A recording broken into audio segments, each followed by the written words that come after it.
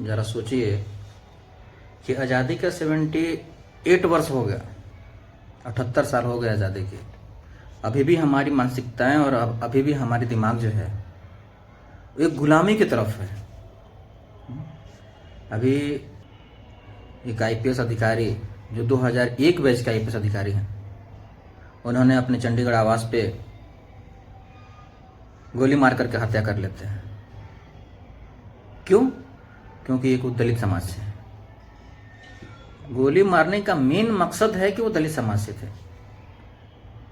क्योंकि अभी DGP rank के अधिकारी उनके साथ भेदभाव कर रहे हैं और मानसिक रूप से उनको प्रताड़ित किया गया। क्या ये समाज किस तरफ जाना चाहता है और किस तरफ लोग इसको लेके जाना चाहते हैं? जिस तरह से नफरत फैलाई जा रही है दलितों को लेकर के, अल्पसंख्यकों को लेकर के, माइनॉरिटी को लेकर के, हर जगह। अब यहां तक कि आईपीएस अधिकारी इस देश में जाति और छुआछूत को लेकर के अपने आप को सुरक्षित नहीं महसूस कर रहे हैं। जो बंदा 24-25 साल सर्विस देने के बावजूद भी और उसके साथ इतनी मानसिक प्रताड़ना होती है कि वो गोली मारने के लिए तैयार हो जाता है। रैंक के अधिकारी लोग ये इस तरह के हरकतें करते हैं, कहां तक सही है? उनकी पत्नी खुद आईएएस हैं और वो इस तरह के आरोप लगाते हैं कि उनको जातिगत भेदभाव और असमानता के कारण उनको जो है, क्या यही समाज है और यही लोकतंत्र है? क्या हम उसी समाज में जी रहे हैं? जिस तरह से आपने देखा पिछले दिनों CGI chief justice of India के ऊपर जिस तरह से हमले करने की कोशिश की गई।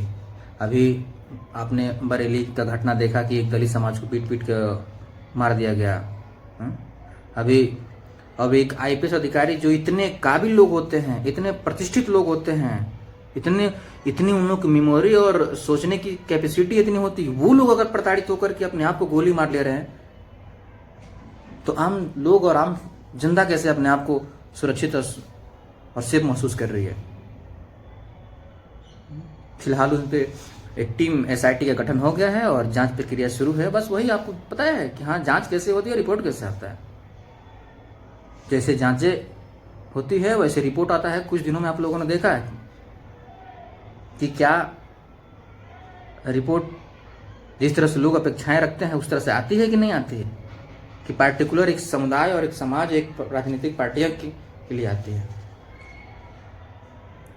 क्या यही अब रह गया है देश में कि जो 24 साल 25 साल लोगों को सेवा करता है और उसके साथ इतनी मानसिक प्रताड़ना होती है कि वो गोली मार के हत्या कर लेता है।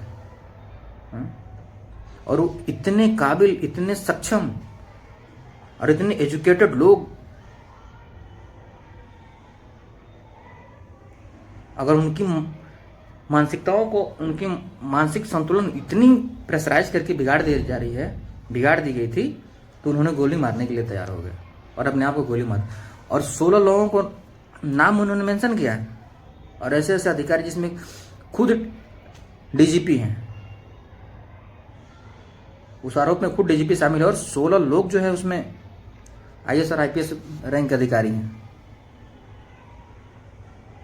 क्या यही रह गया हमारे देश में? क्या यही चलेगा हमारे देश में? कहीं दलितों के ऊपर अत्याचार, कहीं अल्पसंख्यकों के ऊपर, कहीं मुस्लिमों के ऊपर अत्याचार।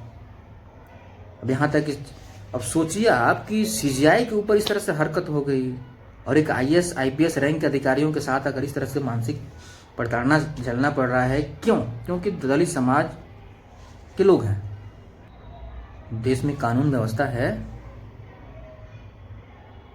कानून व्यवस्था से सरकार चल रही है, कहीं इनके ऊपर जांच होनी चाहिए और जो लोग दोषी हैं उनकी सख्त कार्रवाई होनी चाहिए, चाहे कोई भी हो। फिलहाल एसआईटी गठन हो गई है, देखते हैं रिपोर्ट क्या आता है क्या नहीं आता।